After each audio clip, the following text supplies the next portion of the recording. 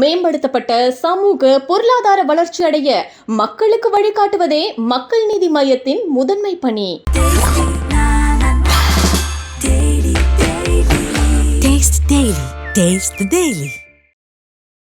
கிறிஸ்தவத்தை உருவாக்கியவர் இயேசு பெருமான், பௌத்தத்தை உருவாக்கியவர் கௌதம புத்தர், சமணத்தை உருவாக்கியவர் மகாவீரர், இந்து மதத்தை உருவாக்கியவர் யாருமே தெரியாது. கேட்டா என்ன சொல்லுவாங்க, இது 50,000 வருஷங்களுக்கு முன்னால உருவானது. வரலாறு அப்படி இல்லை, அதற்கு எந்த ஆதாரங்களும் கிடையாது. இஸ்லாம் சகோதரத்துவத்தை பேசுகிறது, சமணம் சகோதரத்துவத்தை பேசுகிறது, கிறிஸ்தவம் சகோதரத்துவத்தை பேசுகிறது. இந்து மதம் சகோதரத்துவத்தை பேசுகிறதா? மேல் பாதிக்குள்ளே என்னால் நுழைய முடியவில்லையே, திருநீரை அழித்து விட்டதாக ஆத்திரப்படுகிற நீ என்னை அழைத்து செல்ல தயாராக இருக்கிறாயா? கோவிலின் கருவறைக்குள்ளே அழைத்து செல்வதற்கு முன்னால் ஒரு போராட்டம் நடத்த முடியுமா?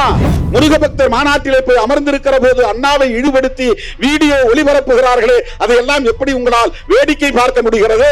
நாங்க திமுக கூட்டணியில் இருக்கிறதால தான் இப்படி பேசுறீங்க சொல்றீங்க கிடையாது. அதிமுகவையும் ஒரு திராவிட இயக்கம் என்று நம்புவதால் இதை பேசுகிறோம். தெற்காசிய நாடுகள் முழுவதும் பௌத்தம் அரச மதமாக இருக்கிறது.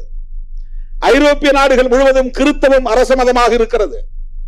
அராபிய நாடுகள் முழுவதும் இஸ்லாம் அரச மதமாக இருக்கிறது. ஏன் இந்தியாவுக்கு அரச மதம் கூடாது? நல்ல கேள்வி. லாஜிக்கலி இட்ஸ் கரெக்ட், தர்க்க அடிப்படையிலே இது சரி. ஆனால் எந்த மதத்தை இந்தியாவின் அரச மதமாக்க முடியும்? இங்கே பெரும்பான்மை மக்கள் பின்பற்றக்கூடிய மதம் எது? பாகுபாடுகள் நிறைந்த மதம் அல்லவா இங்கே பெரும்பான்மை மக்கள் பின்பற்றுகிற மதமாக இருக்கிறது. அப்படி சொல்லப்படுகிறது.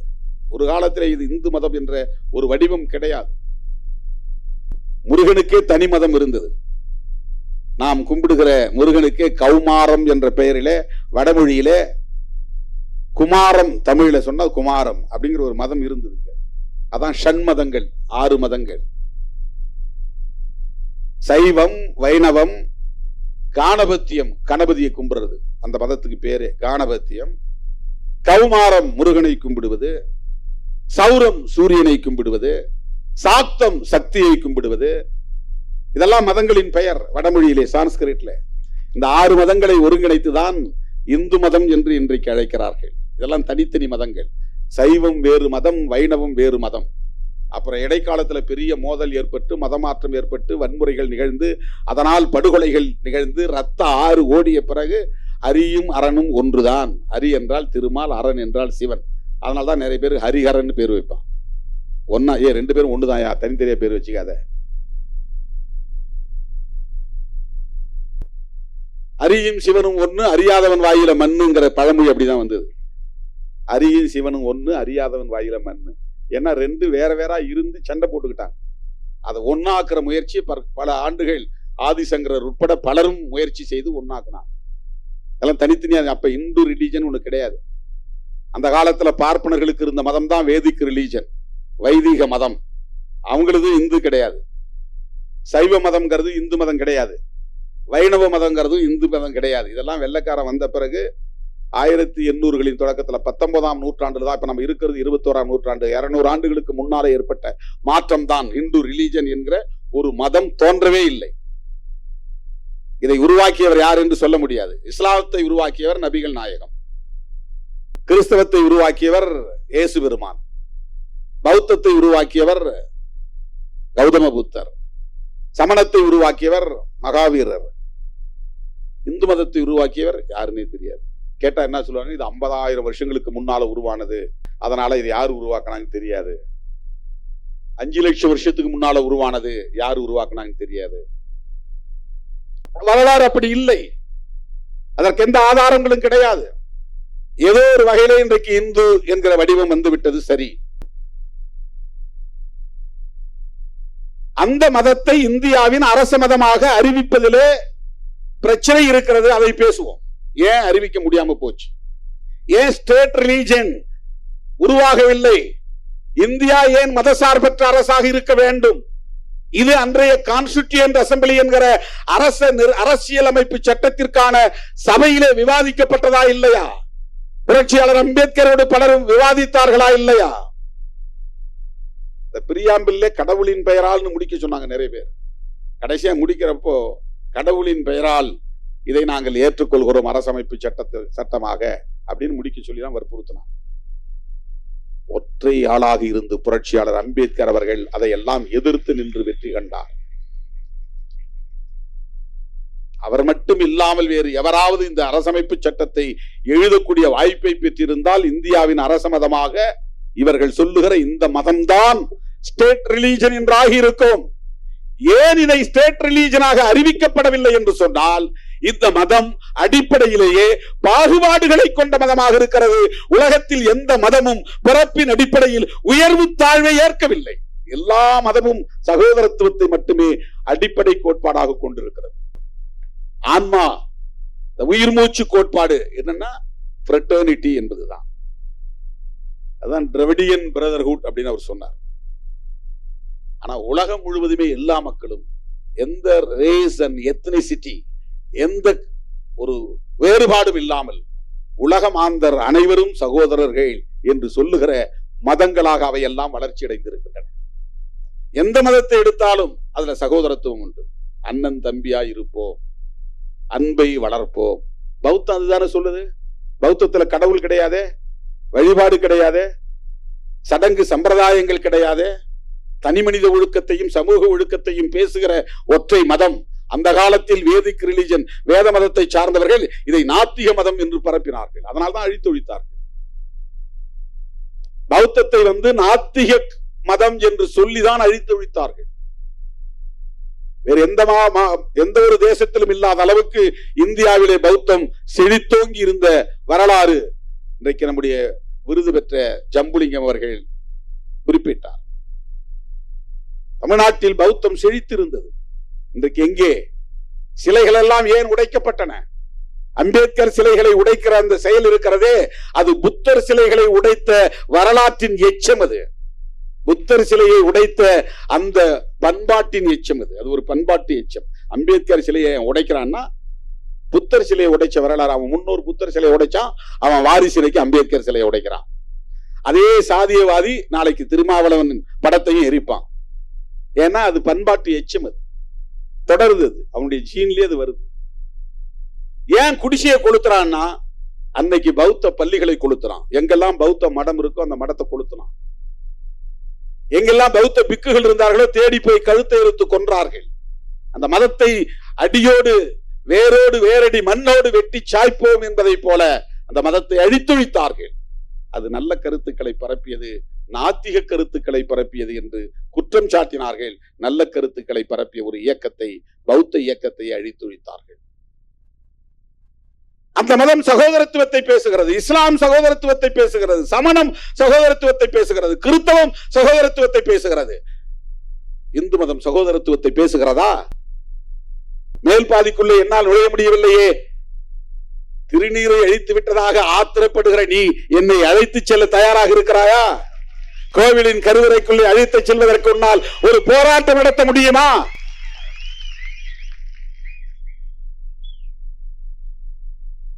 உன்னை சகோதரனாக ஏற்க அவனுக்கு முடியவில்லை. ஓட்டு போடுவதற்கு உன்னையும் என்னையும் முருக பக்தன் என்று சொல்லி மாய்மால அரசியலில் வீழ்த்த பார்க்கிறான்.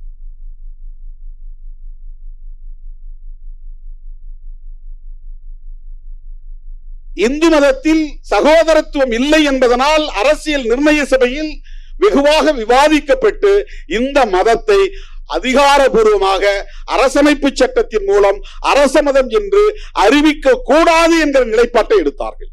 ஏன்னா நீ அரச மதமா கான்ஸ்டிடியூஷனை இதை ஏத்துக்கிடுச்சுன்னா இந்த டிஸ்கிரிமினேஷனையே கான்ஸ்டிடியூஷன் அப்ரூவ் பண்ண மாதிரி. Constitution itself recognized and approved the discrimination. அதுவே அங்கீகரிச்சிரும். அதை எப்படி ஏத்துக்க முடியும்? சட்டமே டிஸ்கிரிமினேஷனை சரி என்று சொல்லக்கூடிய நிலை உருவாகிவிடும். இந்து மதத்தில் இருக்கிற இந்த பெரும் பிழையை சீர் செய்ய வேண்டும் என்று யாராவது எண்ணி இருக்கிறார்களா? பேசுகிறார்களா? நீ முஸ்லீம் மதத்துல போனா ஏதாவது சொல்றியா? அதையே விமர்சிக்க மாட்டேங்கிற, கிறிஸ்தவத்தை ஏன் விமர்சிக்க மாட்டேங்கிற? நான் நோன்புக்கு போறேன், என் தலையில ஒரு தொப்பி வைக்கிறாங்க, நான் அப்படியே வச்சுட்டாங்கன்னு எடுக்காமலே இருக்க முடியுமா? அடுத்த ஒரு நிமிஷத்துல எடுத்துறேன். அவங்களுக்கும் தெரியும் எடுத்துருவேன்னு. அது ஒரு அடையாளம், அவ்வளவுதான். அடுத்த ஒரு நிமிஷத்துல எடுத்துருவோம். அப்ப அந்த பூசாரி நெற்றியில திருநீர் பூசினாரு, அவருடைய உணர்வை நான் மதிக்கிறேன், அவருக்கு நான் வணக்கம் சொன்னேன், நன்றி சொன்னேன். கொஞ்ச நேரம் தானே வச்சிருக்க முடியும். அதை அப்படியே நான் வச்சுக்கிட்டு இருக்க முடியுமா? புண்ணியம் கிடைக்கும் என்றும் நான் பூசிக்கொள்ளவில்லை, அவமதிக்க வேண்டும் என்றும் நான் அழிக்கவில்லை.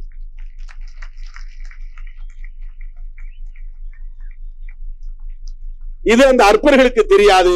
ஏனென்றால் அவர்களுக்கு அரசியல் தெரியாது.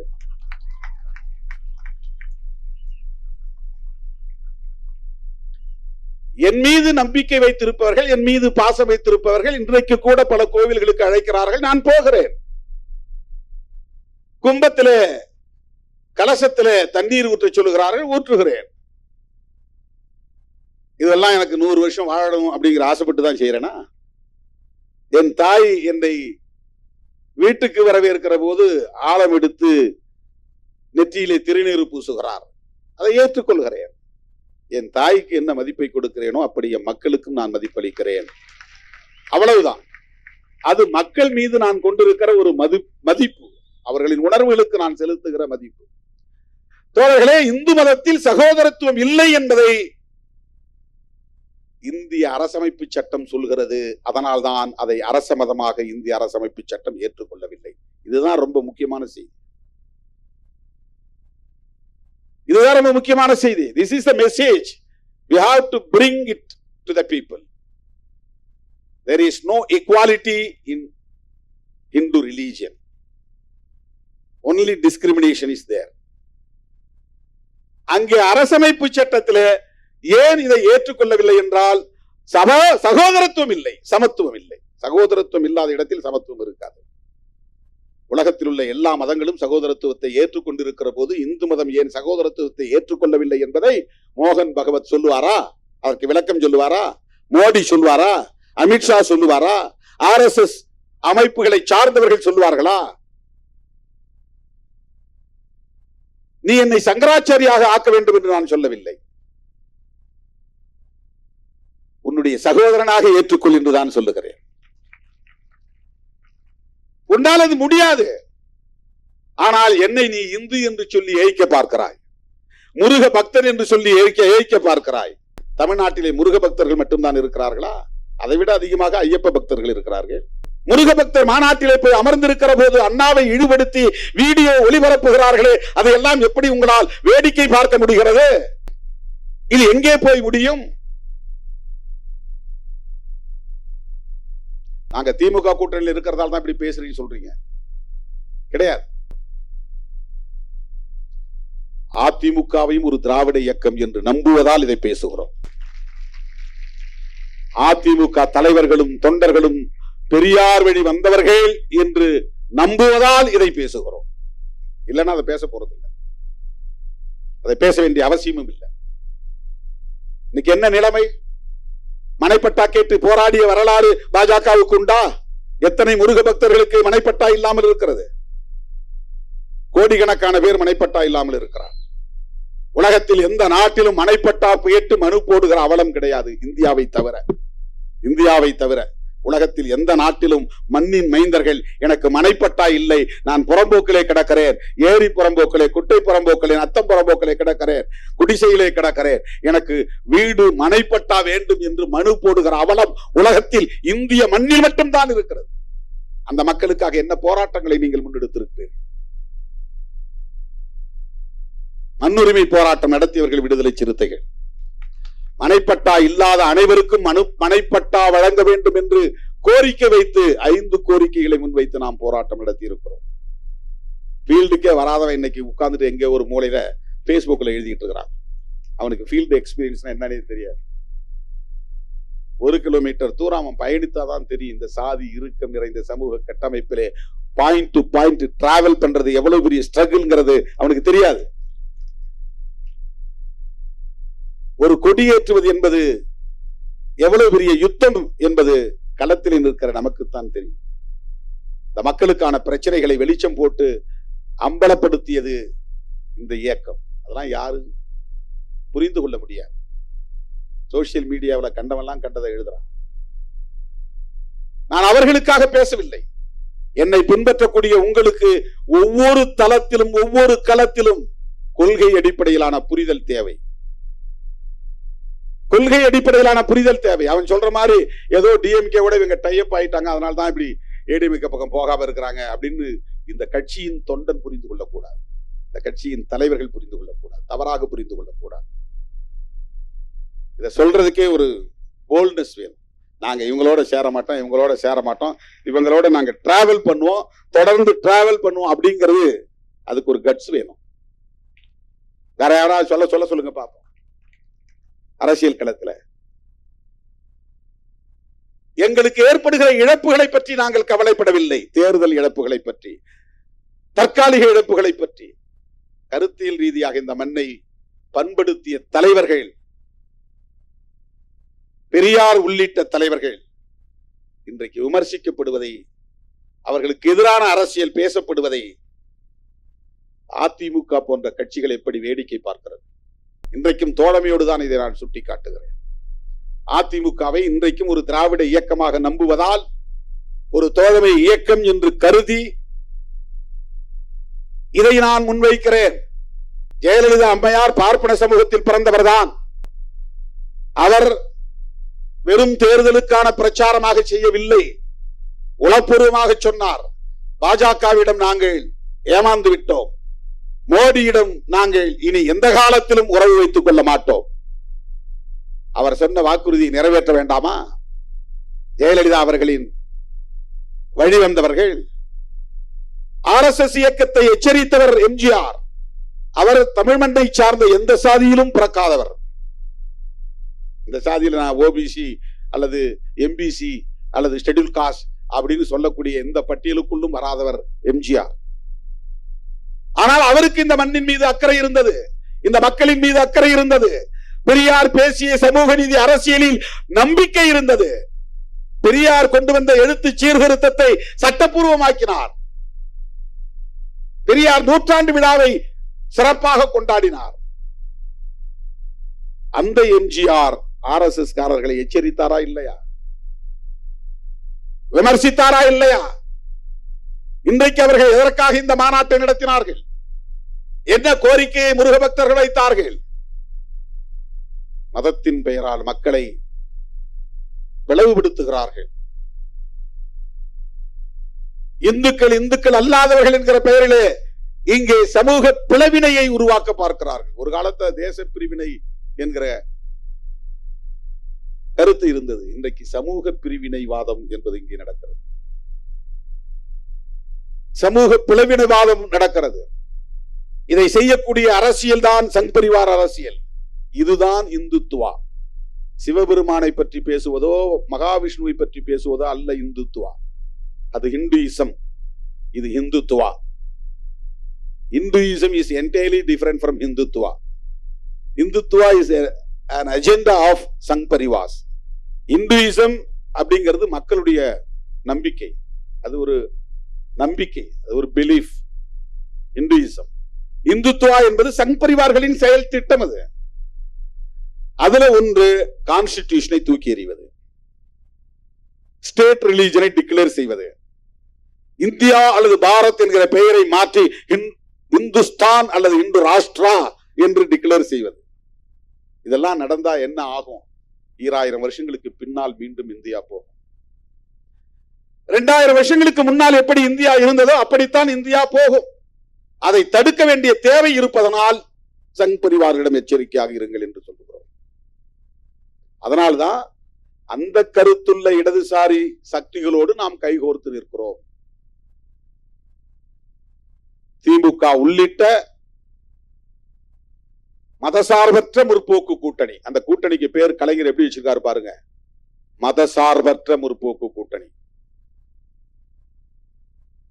ஜனதான் ஒரு கட்சி, ஒரு கூட்டணி உருவாச்சு காங்கிரஸை வீழ்த்துவதற்காக. ஆல் இந்தியா லெவல்ல ஜனதான்னா மக்கள் அணின்னு பேரு. அந்த ஜனதாவில ஒரு இயக்கமா இருந்தது ஜனசங், ஜனசங்கம், மக்கள் சங்கம்.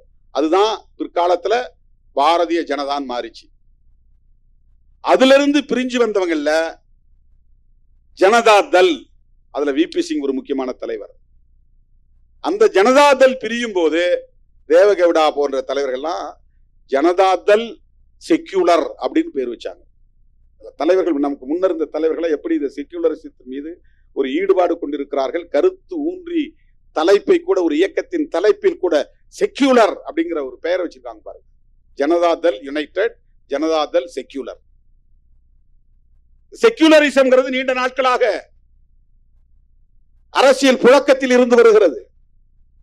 அதற்கு என்ன காரணம் என்றால், வளர்ந்து வருகிற போதே பாரதிய ஜனதா எப்படிப்பட்ட அரசியலை முன்னெடுக்கும் என்பதை தொலைநோக்கு பார்வையில் புரிந்து கொண்டு முன்னுணர்ந்து தலைவர்கள் அப்படி பெயரை வைத்திருக்கிறார்கள். திமுக உருவாக்கிய அணிதான், நாமும் அதில் இடம்பெற்றிருக்கிறோம். அந்த அணியின் தலைப்பே, பெயரே மதசார்பற்ற முற்போக்கு கூட்டணி. இது லோக்கல்ல, ஸ்டேட், மாநில அளவிலான சட்டமன்ற தேர்தலுக்கு உருவான அணிதானே.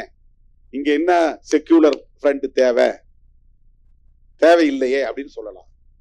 தேசிய பார்வை இருப்பதனால், ஆல் இந்தியா விஷன், ஒரு தேசிய பார்வை இருப்பதனால் செக்யூலர் என்பது முக்கியமானது என்பதை உணர்ந்த காரணத்தினால் தான் அன்றைய திமுக தலைவர் முத்தமிழறிஞர் கலைஞர் அந்த கூட்டணிக்கு மதசார்பற்ற முற்போக்கு கூட்டணி என்று பெயர் வைத்திருக்கிறார். நாம் அதெல்லாம் இணைஞ்சு இயங்குவதற்கு இதுவெல்லாம் ஒரு காரணம். இப்படிலாம் தான் ஐடியாலஜிக்கலா நாம இணைஞ்சு நிற்கிறோம். மேம்படுத்தப்பட்ட சமூக பொருளாதார வளர்ச்சி அடைய மக்களுக்கு வழிகாட்டுவதே மக்கள் நீதி மையத்தின் முதன்மை பணி.